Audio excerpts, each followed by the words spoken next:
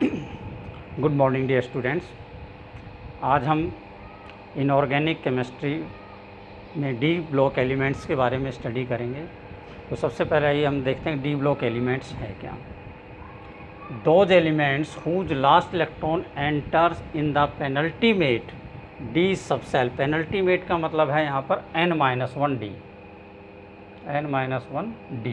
यानी कि जो आउटर मोस्ट सेल है उससे अंदर वाला जो सेल है उसकी डी ऑर्बिटल के अंदर अगर इलेक्ट्रॉन एंटर करता है लास्ट वाला, तो हम उसको कहते हैं डी ब्लॉक एलिमेंट्स।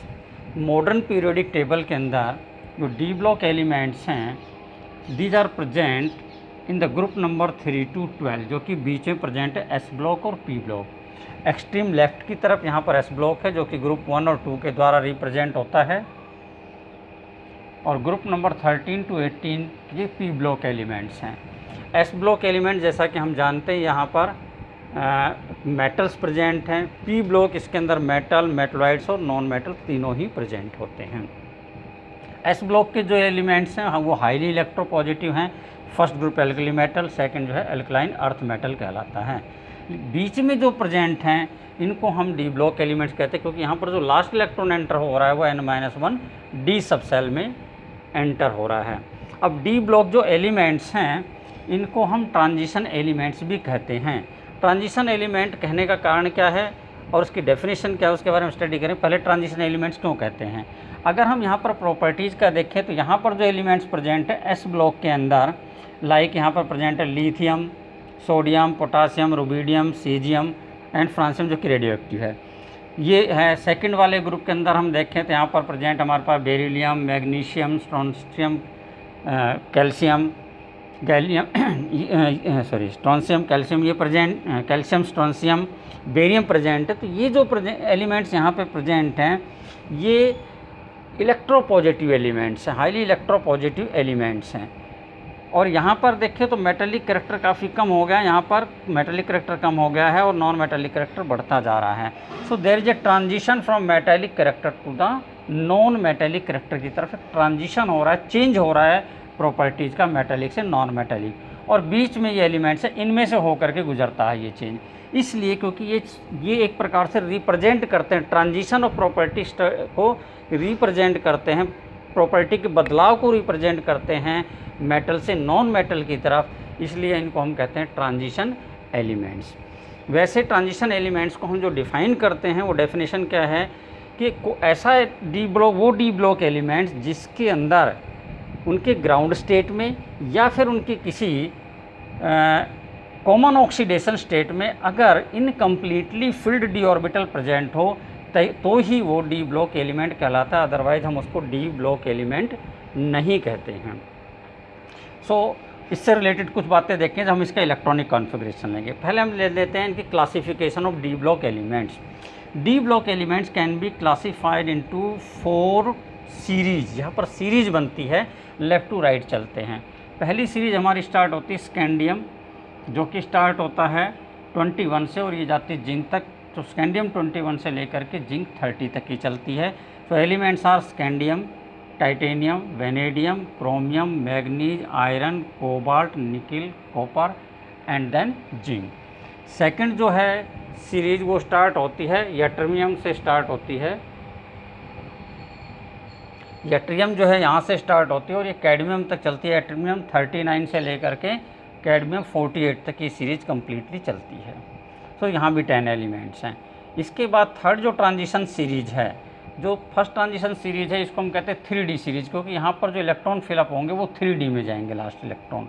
यहाँ पर जो इलेक्ट्रॉन की फिलिंग होगी वो 4D के अंदर होगी, इसलिए इसको 4D सीरीज या सेकंड ट्रांजिशन सीरीज कहा जाता है। तीसरी सीरीज जो थर्ड ट्रांजिशन सीरीज है उसका पहला एलिमेंट है लेंथेनम, जिसका एटॉमिक नंबर 57। उसके बाद यहाँ पर 14 एलिमेंट्स का एक गैप आता है, वो सारे एलिमेंट्स लेंथेनॉइड सीरीज में चले जाते हैं, एफ ब्लॉक में जाते हैं, क्योंकि एफ सबसेल की फिलिंग स्टार्ट हो जाती है।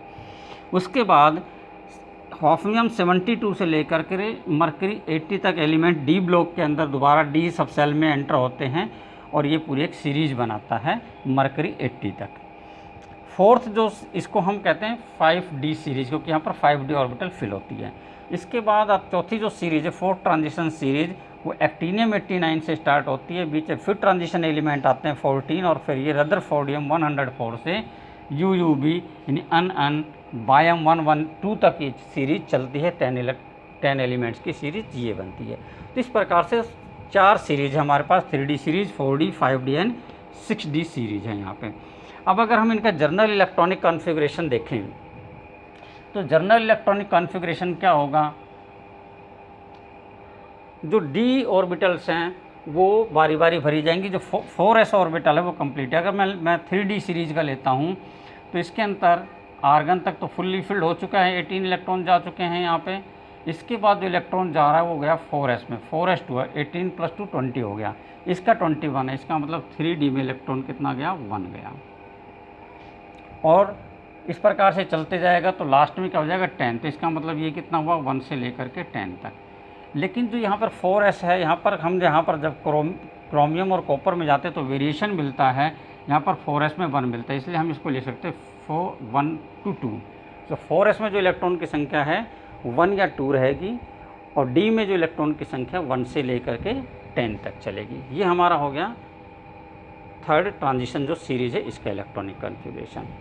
इसी प्रकार से हमारी जो सेकंड ट्रांजिशन सीरीज़ है, आर्गन के बाद हमें पता क्या आता है, क्रिप्टॉन। तो यहाँ पर जो नोबल जो इनर कोर है वो क्रोमियम से मैच करेगा, क्रिप्टॉन से मैच करेगा, और उसके बाद इलेक्ट्रॉन की जो फिलिंग होगी 5s में।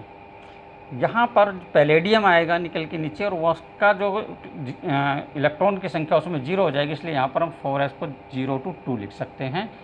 और जो हमारे पास 4d आएगा वो 1 से लेकर के फिर 10 तक चलता है। इसी प्रकार से यहाँ पर हमारे पास जीनन, और यहाँ पर 6s फिल होगा 1 से 2, एंड यहाँ पर 5d फिल हो जाएगी 1 से लेकर के 10 तक। इन द सेम वे यहाँ पर रेडॉन के बाद में हमारे पास जो इलेक्ट्रॉन की फिलिंग होगी लेकिन यहाँ पर इससे पहले एक और भी बीच में आएगा, दैट इज़ द 4f। तो जो 4f है उसके अंदर भी इलेक्ट्रॉन जाएंगे, सो 4f14 ये इलेक्ट्रॉन भी यहाँ पर बीच में जा रहे होंगे। इसी तरीके से यहाँ पर 5f14, 7s 1 से 2, और 6d जो है वो 1 से 10, इस प्रकार से इसमें यहाँ पर फिलिंग होगी। ये हमारा आउटर सेल इलेक्ट्रॉनिक कॉन्फ़िगरेशन हो जाएगा इस पर्टिकुलर सीरीज के लिए। तो ये हमारा हो गया जनरल इलेक्ट्रॉनिक कॉन्फ़िगरेशन जो इस सीरीज के अंतर्गत है। तो कुछ जगह पर हमें वेरिएशन मिलते हैं पर्टिकुलरली हम यहाँ पर फर्स्ट सीरीज को स्टडी करेंगे। तो फर्स्ट सीरीज के अंदर आपको क्रोमियम में और कॉपर में जो जनरल इलेक्ट्रॉनिक कॉन्फ़िगरेशन उसमें थोड़ा सा चेंज मिलता है। तो क्वेश्चन आता है कि ये चेंज क्यों है। Let us see what is the electronic configuration of chromium and copper. इनका इलेक्ट्रॉनिक कॉन्फ़िगरेशन एक बार चेक करते हैं। तो नीचे की 2 सीरीज हमें कोई ज़्यादा ज़रूरत नहीं पड़ती, इसलिए मैं इनको हटा रहा हूँ। केवल यहाँ पर मैं लेंथेनम और इसको छोड़ देता हूँ ताकि यहाँ पे समझा सकें। चलिए पहले लेते क्रोमियम। क्रोमियम है 24। इसका आउटर इलेक्ट्रॉनिक कॉन्फ़िगरेशन अगर हम लिखते हैं तो ये हो गया आर्गन 18। उसके बाद यहाँ पर होना चाहिए हिसाब से 4s 2 20 हो गया, और बचे कितना हमारे पास 4, तो क्या होना चाहिए 3d4। लेकिन ये इलेक्ट्रॉनिक कॉन्फ़िगरेशन इसका नहीं होता है। इसका जो एग्जैक्टली इलेक्ट्रॉनिक कॉन्फ़िगरेशन है वो है आर्गन 18, 4s1 एंड 3d5। ऐसा इसलिए है क्योंकि यहाँ पर 4s जो है और 3d जो है, इनके एनर्जी का जो डिफरेंस है, इनके ऑर्बिटल्स में का जो एनर्जी डिफरेंस है वो बहुत कम है। और ये एनर्जी डिफरेंस कम होने की वजह से जो इलेक्ट्रॉन्स है 4s में से आसानी से 5d के अंदर जंप कर सकता है। और इसकी वजह से जो 3d है इसका जो इलेक्ट्रॉनिक कॉन्फ़िगरेशन है वो कम्प्लीटली हाफ फिल्ड हो जाएगा, पूरी तरीके से हाफ फिल्ड हो जाएगा, and it will provide extra stability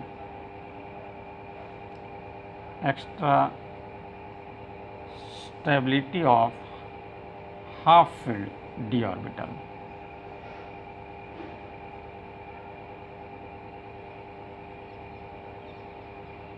जो d ऑर्बिटल हैं वो एक्स्ट्रा स्टेबिलिटी जो अक्वायर होती है उसकी वजह से यहाँ पर ऐसा हो रहा है, ठीक है।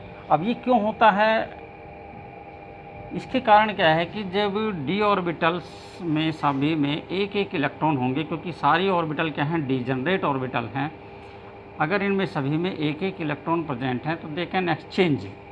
तो यहाँ पर एक एक्सचेंज एनर्जी है, यहाँ जितनी बार भी एक दूसरे की पोजीशन को एक्सचेंज करते हैं, इसी प्रकार से यहाँ जा सकता है, यहाँ से इस प्रकार से, और यहाँ से ये एक्सचेंजेज हो सकते हैं। सो यहाँ पर आप देख सकते हैं जो टोटल एक्सचेंज 5 4 3 2 1, इस प्रकार से टोटल 10 एक्सचेंज हो गए। तो ये जो एनर्जी रिलीज होती है, इस एनर्जी के रिलीज हो जाने की वजह से जो स्टेबिलिटी है वो बढ़ जाती है, एक्स्ट्रा स्टेबिलिटी एक्वायर करता है। इसी प्रकार से हम देखते हैं कॉपर के केस में, कॉपर है 29, इसका इलेक्ट्रॉनिक कन्फिग्रेशन जो एक्सपेक्टेड है वो है आर्गन 18 के बाद अगर हम चलते हैं तो 4s2 3d9 होना चाहिए, but it is not so. इसका जो इलेक्ट्रॉनिक कॉन्फ़िगरेशन है वो हमें मिलता है आर्गन 18, और ये यहाँ पर आगे स्टार्ट होता है तो ये आ जाता है 4s1 और 3d में 10 होता है। 3d10 होने से जो d ऑर्बिटल है वो कम्प्लीटली फिल्ड हो जाती है, क्योंकि 5 ऑर्बिटल हैं, 10 इलेक्ट्रॉन आ सकते हैं, और वो 10 के 10 इलेक्ट्रॉन यहाँ पर भरे जा रहे हैं। इन इलेक्ट्रॉन्स फुल्ली फिल्ड होने की वजह से यहाँ पर भी एक्सचेंज एनर्जी बहुत ज़्यादा होगी, जिसकी वजह से इसकी स्टेबिलिटी काफ़ी ज़्यादा होगी। तो एक्स्ट्रा स्टेबिलिटी को एक्वायर करने के लिए यहाँ पर इलेक्ट्रॉनिक कॉन्फ़िगरेशन में हमें थोड़ा सा चेंज दिखाई देता है, जो कि एक एबनॉर्मल इलेक्ट्रॉनिक कॉन्फ़िगरेशन शो होता है। तो एबनॉर्मल इलेक्ट्रॉनिक कॉन्फ़िगरेशन क्या है, ये हम यहाँ पर आसानी से एक्सप्लेन कर सकते हैं। सो आई होप ये चीज़ क्लियर हो गई होगी। नेक्स्ट लेते हैं हम आगे इसकी प्रॉपर्टी एटॉमिक साइज़ के बारे में।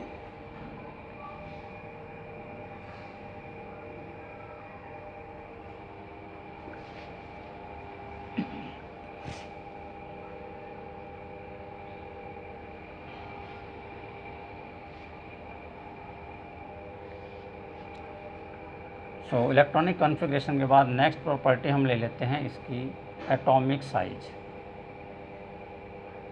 What about atomic size?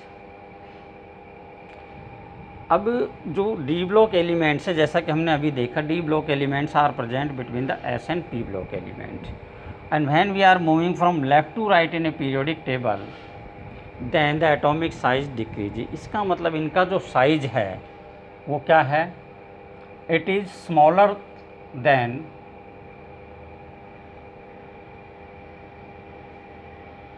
S block elements but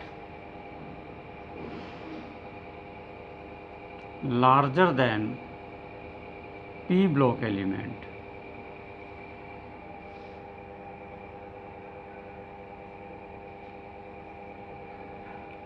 in a period. अगर हम एक ही पीरियड को फॉलो करते हैं तो ये हमें सीक्वेंस मिलता है, पहली चीज़ देखने को जो मिलती है।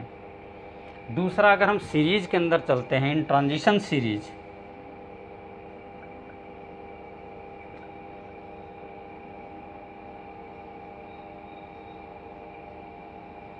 From left to right,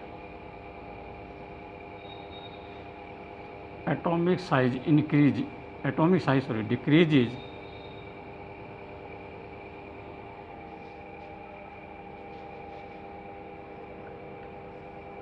significantly up to mid of the series,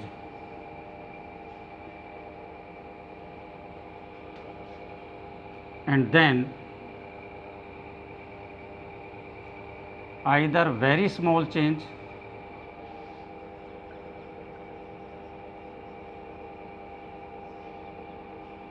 or no change।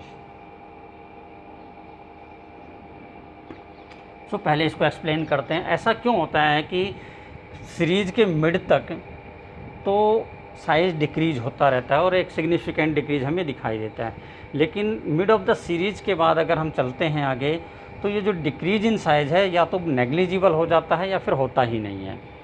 सो पहले इसको समझने की कोशिश करते हैं। होता क्या है, अगर हम इलेक्ट्रॉनिक कॉन्फ़िगरेशन देखें तो जो ये है 4s122 और 3D शुरू होता है 1 से 10 तक। इसका मतलब 3D के अंदर जो इलेक्ट्रॉन है 1 2 3 4 5 ऐसे भरे जाएंगे। तो जब तक इलेक्ट्रॉन 1 आया, फिर 2 आया, फिर 3 आया, फिर 4 आया, फिर 5 आया, इस प्रकार से बढ़ रहा है इलेक्ट्रॉन की संख्या, इसमें बढ़ रही है। जितने इलेक्ट्रॉन बढ़ रहे हैं उतने ही प्रोटॉन न्यूक्लियस के अंदर बढ़ रहे हैं। अब क्योंकि जो डी ऑर्बिटल्स हैं, डी ऑर्बिटल्स की जो शेप है ये क्या है कि they are projecting towards the periphery, therefore they have poor screening effect.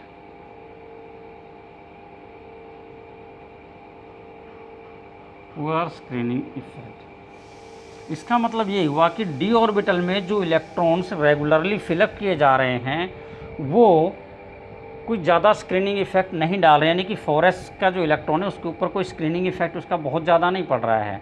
Means वो इलेक्ट्रॉन को रिपल्सन कम कर रहे हैं, जबकि न्यूक्लियर चार्ज बढ़ रहा है। न्यूक्लियर चार्ज बढ़ रहा है तो इसका मतलब न्यूक्लियस का जो फोर्स ऑफ अट्रैक्शन है on the valence shell electron वो इंक्रीज होता जा रहा है लगातार। नतीजा क्या होगा कि जो इफेक्टिव चार्ज है वो न्यूक्लियस की साइड में होगा, पॉजिटिव साइड में जाएगा, यानी कि अट्रैक्टिव फोर्स बढ़ रही है, रिपल्सिव फोर्स उतनी नहीं बढ़ी है।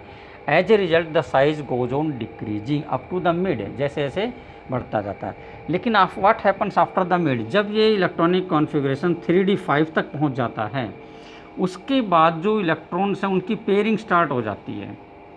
पहले एक एक इलेक्ट्रॉन फिलअप हुए, पहला इलेक्ट्रॉन आया, दूसरा, तीसरा, चौथा, पाँचवा, इसके बाद इलेक्ट्रॉन की पेयरिंग स्टार्ट हो गई, छठे आती, सातवां, फिर आठवां, नौवां, 10वां, इस प्रकार से जैसे जैसे इलेक्ट्रॉन पेयरिंग स्टार्ट होगी। जब पेयरिंग स्टार्ट होगी तो इंटर इलेक्ट्रॉनिक रिपल्सन तेज़ी से बढ़ना स्टार्ट होगा and it will compensates the increase in the nuclear charge. Nuclear charge जो बढ़ रहा है उसको ये कंपनसेट करना स्टार्ट कर देगा, न्यूट्रलाइज करना स्टार्ट कर देगा, और नतीजा क्या होगा कि जितना हम एक्सपेक्ट कर रहे हैं कि साइज घटना चाहिए साइज उतना नहीं घटेगा, क्योंकि इलेक्ट्रॉनिक रिपल्सन बढ़ना स्टार्ट हो गया है। And as a result size जो है या तो बहुत कम बढ़ता है या फिर कांस्टेंट हो जाता है, चेंज ही नहीं होता है साइज। नाउ तीसरा पॉइंट यहाँ पर इम्पोर्टेंट है कि जब हम लास्ट में पहुँचते हैं, when we reach at the end of the series, atomic size increase at the end of the series.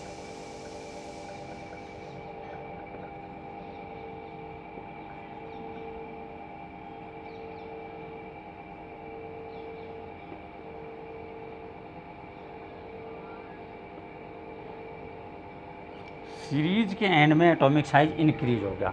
अब फिर क्वेश्चन आता है कि सीरीज लास्ट में क्यों हो गया। उसका कारण क्या है कि जब लास्ट में पहुंचते हैं तो 3D10 हो गया, मीन्स इलेक्ट्रॉनिक रिपल्सन इतना ज़्यादा हो जाता है कि वो जो न्यूक्लियर चार्ज है, उस जो बढ़ा है न्यूक्लियर चार्ज, उसके प्रभाव को ख़त्म कर चुका होता है पूरी तरीके से।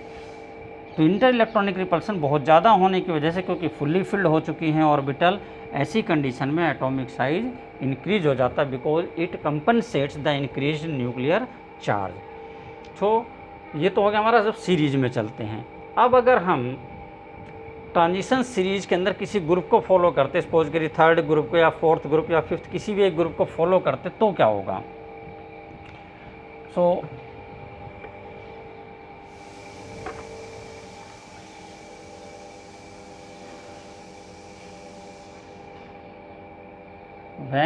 when we move down the group,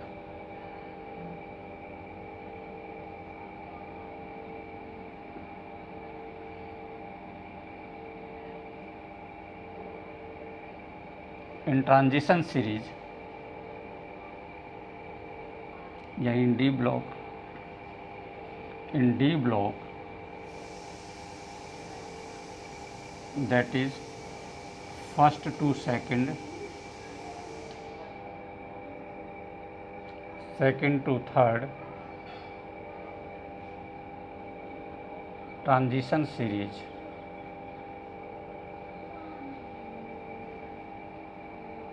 in the same group,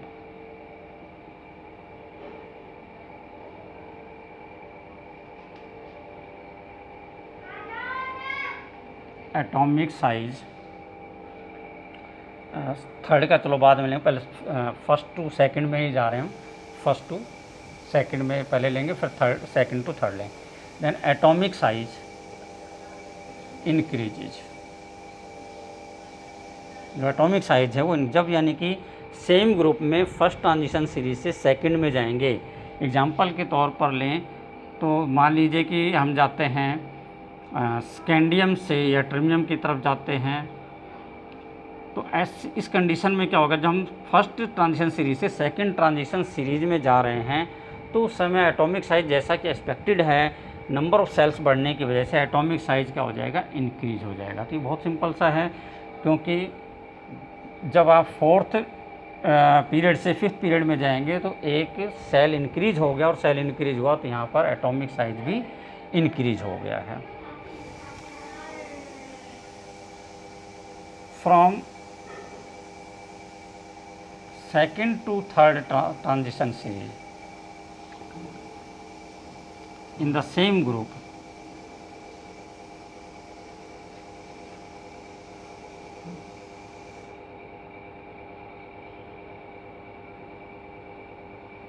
atomic size remains approximately same।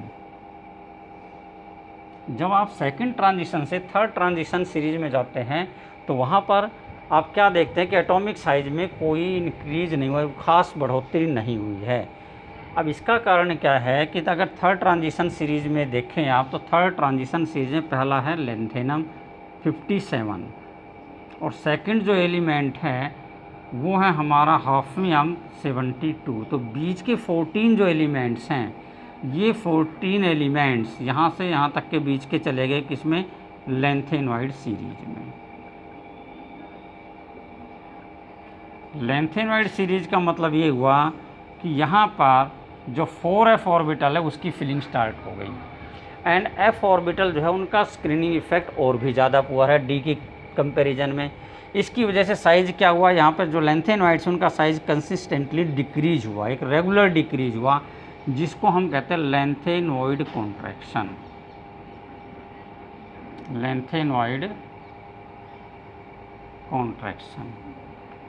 सो अगर क्वेश्चन ये पूछा जाता है why there is no change in the atomic size when we move from the second transition series to the third transition series in the same group of d block element, तो उसका answer क्या होगा हमारा, it is because of lanthanoid contraction, because after lanthanum next 14 एलिमेंट्स are such that the last electron in entering into the F subshell which are having very poor screening effect, and as a result there is a regular decrease in their atomic size, that is called lengthenoid contraction, and as a result there is approximately no change from lanthanum to hafnium in the atomic size, there is very small change, and that's why second and third transition series are having approximately same size। फिर जब आप third से fourth transition में series में जाएंगे तो फिर वहाँ पर आपको थोड़ा सा इंक्रीज मिलेगा एटॉमिक साइज के बारे में। So this is about the atomic size. Let us next take the metallic and non metallic property.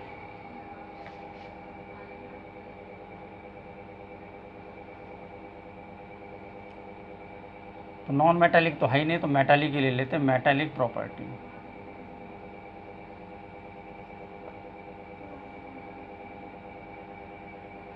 Metallic properties क्या हैं इसकी, all the D block elements behave as a typical metal, जो भी इनके metal के एक टिपिकल प्रॉपर्टीज होती हैं वो सारी प्रॉपर्टीज शो करते हैं।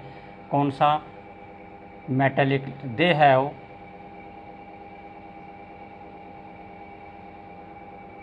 मेटालिक लस्टर,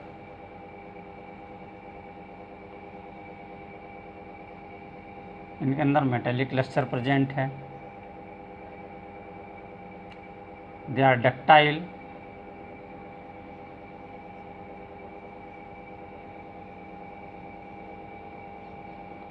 and malleable, ये डक्टाइल हैं और मेलिएबल हैं, गुड कंडक्टर हैं, हीट एंड इलेक्ट्रिसिटी के, हाई मेल्टिंग बॉइलिंग पॉइंट है,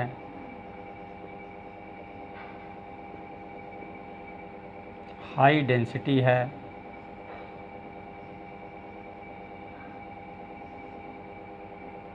सोनोरोसिटी है,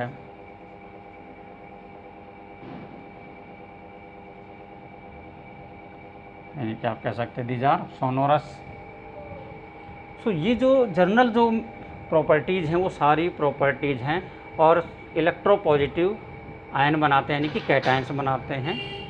तो ये सारी प्रॉपर्टी ये मेटल की शो करते हैं।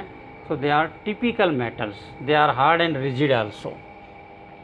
सो ये एक जर्नल सी बात होगी मेटेलिक प्रॉपर्टीज़ के बारे में, तो वो लगभग सभी के ऊपर लागू होती है। केवल मरकरी ऐसा है यहाँ पर Hg, mercury which is found in the liquid state at room temperature. अगर बाकी को देखें तो ऐसा नहीं है, सॉलिड स्टेट के अंदर है।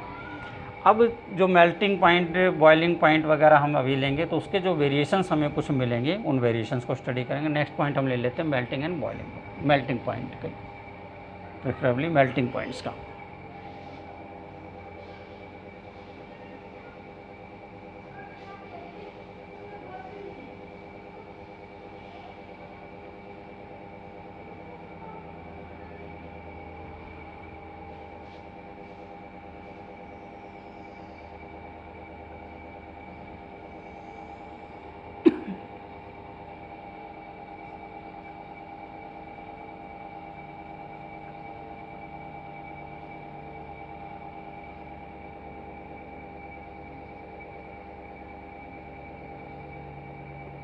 यहाँ पर हम ले रहे हैं मेल्टिंग पॉइंट, और ये होगा हमारा एटॉमिक नंबर। सो हम क्या देखते हैं यहाँ पर मेल्टिंग पॉइंट के अंदर,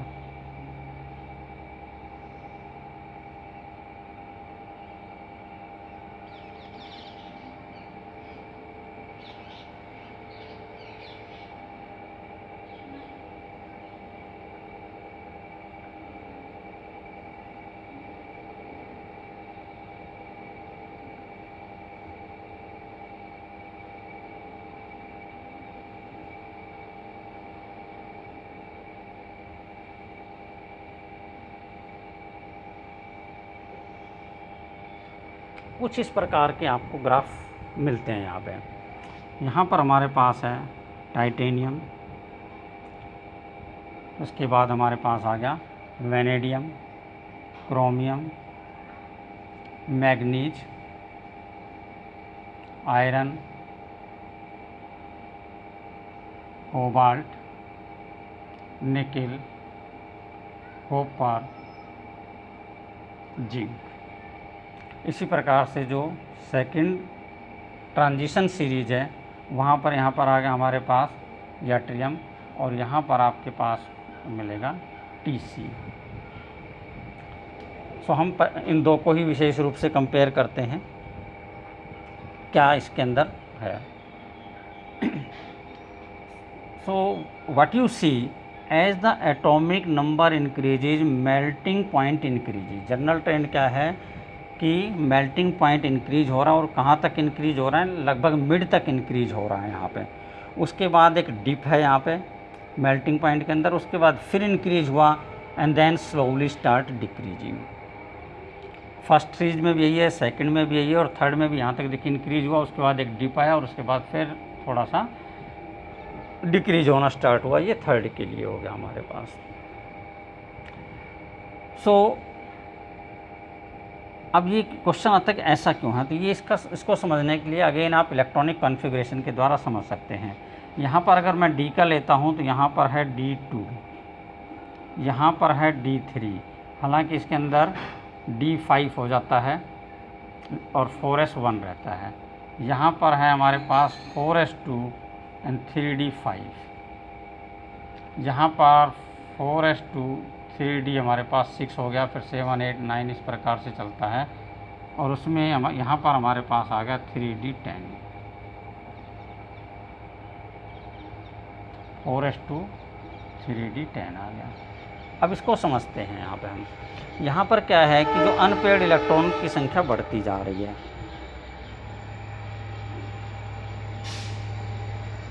अनपेयर्ड इलेक्ट्रॉन की संख्या जो बढ़ रही है, इसका बढ़ने का नतीजा क्या होता है कि जो मेटेलिक बॉन्ड्स हैं वो ज़्यादा बनेंगे, यहाँ पे स्ट्रॉन्ग मेटेलिक बॉन्ड्स बनेंगे, और इन मेटेलिक बॉन्ड्स के बनने की वजह से ये ऐसा होता है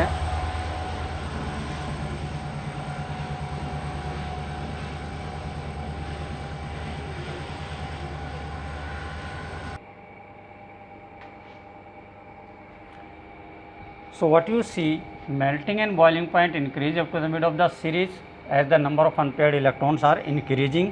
इससे ज़्यादा से ज़्यादा इलेक्ट्रॉन जो वो पार्टिसिपेट करेंगे मेटेलिक बॉन्ड फॉर्मेशन में, मेटेलिक बॉन्ड स्ट्रॉन्ग होता जाएगा, मेल्टिंग बॉइलिंग पॉइंट इंक्रीज होता जाएगा। फिर हम देखते हैं फर्स्ट ट्रांजिशन सीरीज में Mn और सेकंड ट्रांजिशन सीरीज में टेक्नीशियम। यहाँ पर एक डिप दिखाई देता है हमें मेल्टिंग पॉइंट में। इसका कारण ये है कि दोनों का जो electronic configuration, outer shell electronic configuration है वो हो जाता है यहाँ पर n-1d5। तो यहाँ पर d जो है उसके अंदर 5 है, यहाँ पर 4d5 हो जाएगा। तो इसकी वजह से स्टेबल इलेक्ट्रॉनिक कॉन्फ़िगरेशन आ जाएगा। Electrons are strongly held by the nucleus and are reluctance to participate in the bond formation. In bond formation में पार्टिसिपेट कम कर पाएंगे, इस वजह से मेटेलिक बॉन्ड की स्ट्रेंथ डिक्रीज हो जाती है और मेल्टिंग पॉइंट डिक्रीज होता है। उसके बाद अगेन मेल्टिंग पॉइंट थोड़ा इंक्रीज होता है, फिर रेगुलर डिक्रीज होता है, क्योंकि पेयरिंग ऑफ इलेक्ट्रॉन स्टार्ट हो जाती है, तो number of unpaired electron start decreasing and therefore metallic bonds becomes weaker and therefore their melting point start decreasing.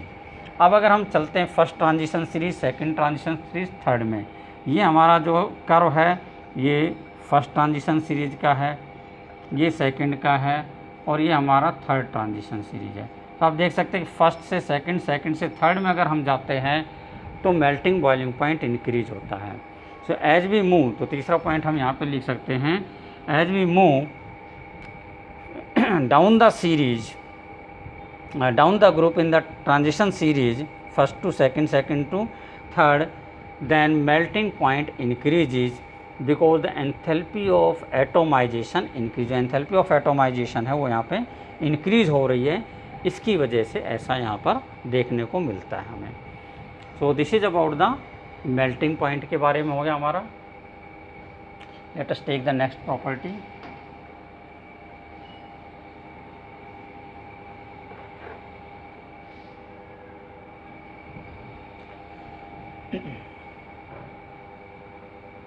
Density ले लेते हैं पहले हम। Density is mass upon volume, mass upon volume. So what you see, atomic mass लगातार increase होगा और जो size है वो डिक्रीज हो जाता है या फिर कोई चेंज नहीं होता, मिड तक डिक्रीज हो रहा है, उसके बाद कोई खास चेंज नहीं हो रहा है। सो ओवरऑल देखें तो जो डेंसिटी है वो क्या हो रही है, इंक्रीज हो रही है, क्योंकि मास इंक्रीज होने से डेंसिटी इंक्रीज। तो एक जर्नल है यहाँ पे, density increases, density increases in transition series from left to right. जब आप लेफ्ट से राइट में चलेंगे तो जो डेंसिटी है वो एक रेगुलर इंक्रीज शो करेगा, लगातार इंक्रीज होती है। तो ये बहुत सिंपल सा पॉइंट है डेंसिटी के बारे में। सो नेक्स्ट जो कुछ प्रॉपर्टीज़ हैं उसको हम अपने सेकंड वीडियो, इसके सेकंड पार्ट के अंदर पढ़ेंगे, अदरवाइज इस वीडियो काफ़ी लंबा हो जाएगा। So first we have to go through these properties. Thank you, have a nice day.